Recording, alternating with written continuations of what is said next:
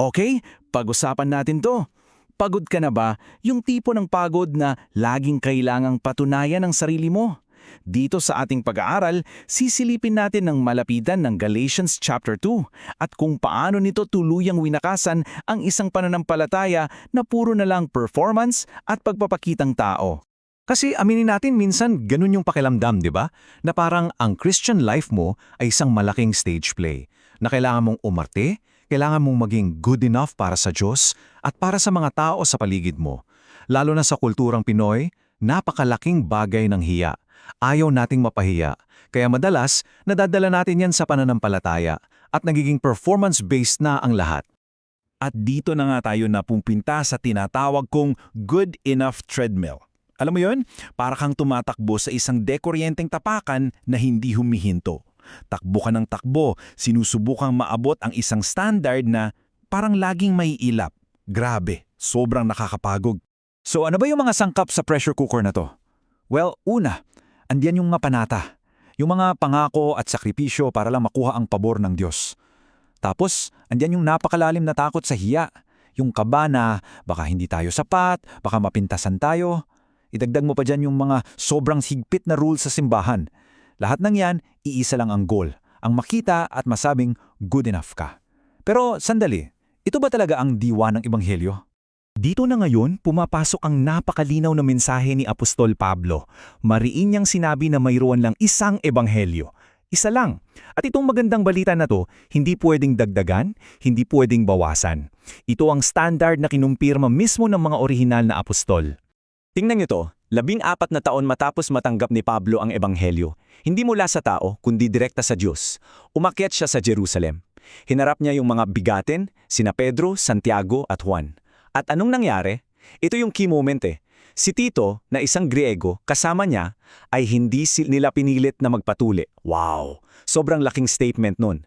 Patunay na ang kaligtasan ay hindi sa gawa. In fact, kinamayan pa siya ng mga haligi ng simbahan bilang pag-amin na iisa lang ang ebanghelyo para sa lahat, Hudyo ka man o Hintil. Akala mo okay na lahat, no? Pero hindi. Kasi pagkatapos nun, may nangyaring matinding komprontasyon sa Antioch. Isang eksena kung saan kahit ang isang respetadong leader ay nagkamali at nagkamali siya ng malaki. Sa simula, ang ganda-ganda ng samahan. Si Pedro, na tinatawag ding Cephas, ay malayang-malaya na nakikisalo sa pagkain kasama ang mga mananampalatayang Hintil. Walang issue, walang hiwalayan, unity. Perfect! Pero may dumating. At kasama nilang pumasok sa eksena, ang takot. Takot sa sasabihin ng ibang tao. Sabi sa verse 12, bigla na lang nagsimulang umiwas si Pedro. Humiwalay siya. At bakit? Simple lang, dahil natakot siya sa grupo ng mga konserbatibong Hudyo na naniniwalang kailangan pa rin ng pagtutuloy para sa kaligtasan. Mas pinili niya yung reputasyon niya kaysa sa katotohanan ng Ebanghelyo. Ang sakit. At grabe ang naging epekto nito. Hindi lang siya ang nagpanggap. Dahil sa ginawa niya, maging si Barnabas, yung kasama mismo ni Pablo, ay nadala rin sa pagkukunwari. Isipin mo yun ha? Isang leader ang mas pinili ang reputasyon kaysa sa katotohanan at naging sanhi ito ng malalim na pagkakabahabahagi sa simbahan. At dahil sa matinding pangyayaring ito, dito na ngayong inilatag ni Pablo ang isa sa pinakamahalaga, pinakamabigat at pinakapagpapalayang katotohanan sa buong Biblia. Ito yung konsepto ng justification. Ano to? Well, isipin mo na para kang nasa korte ng Diyos. Okay? At sa halip na hatulan ka base sa mga gawa mo, idedeklara kanyang matuwid.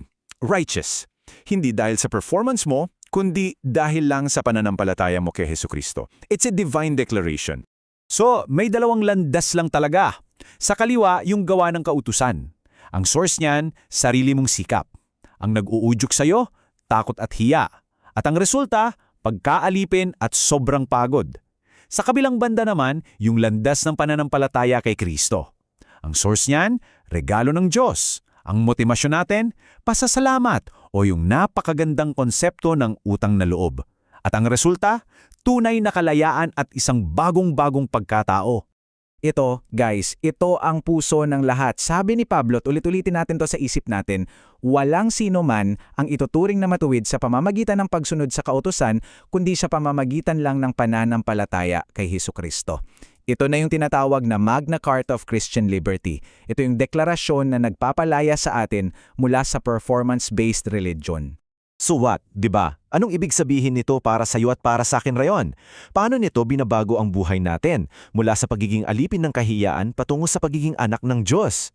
Dito nangyayari yung gospel shift. Yung dating mindset natin, susunod ako para matanggap ako ng Diyos. Nafe-fuel yan ng hiya. Ngayon, ang katotohanan ng Ebanghelyo ay ito. Teka lang, tanggap na pala ako ng Diyos ng buong buo dahil kay Kristo. At dahil dyan, totally nag-iiba ang motibasyon natin. Ang bago nating mindset, sumusunod ako dahil tanggap na ako. Ito'y isang tugon na galing sa malalim na utang na loob. At ito ang nagiging deklarasyon ng bago nating pagkatao. Kasama na ko ang ipinako sa krus ni Kristo. Hindi na ako ang nabubuhay, kundi si Kristo na ang nabubuhay sa akin. Ang buhay natin ngayon ay hindi na sinusukat ng ating performance, kundi ng presensya at kapangyarihan ni Kristo sa buhay natin. Dahil sa lahat ng ito, may isang malinaw na panawagan sa atin, ang mamuhay sa tunay na kalayaan. Pero ano ba itong kalayaan na to? Kasi kailangan nating mag-ingat, may tatlong posibleng landas. Ang una ay legalismo, yung bumabalik ka sa pag-asa na makukuha mo ang pabor ng Diyos sa pagsunod sa mga rules. Pamatok yan ng pagkaalipin. Ang pangalawa ay lisensya. Ginagamit mo ang kalayaan bilang dahilan para gawin lahat ng gusto mong kasalanan. Gawa yan ng laman. Pero ang tunay na kalayaang Kristiyano ay yung pangatlo, liberty. Ito yung kalayaang maglingkod sa Diyos at sa kapwa, hindi dahil sa takot o obligasyon, kundi dahil sa pag-ibig na ginagabayan ng banal na espiritu. Kaya heto ang huling tanong na iiwan ko sa'yo. Pinalaya ka na. Hindi na kailangan mag-perform. Ngayon, para kanino ka mabubuhay? Para ba sa sarili mong reputasyon o para sa Diyos na nagbigay sa'yo ng tunay at ganap na kalayaan?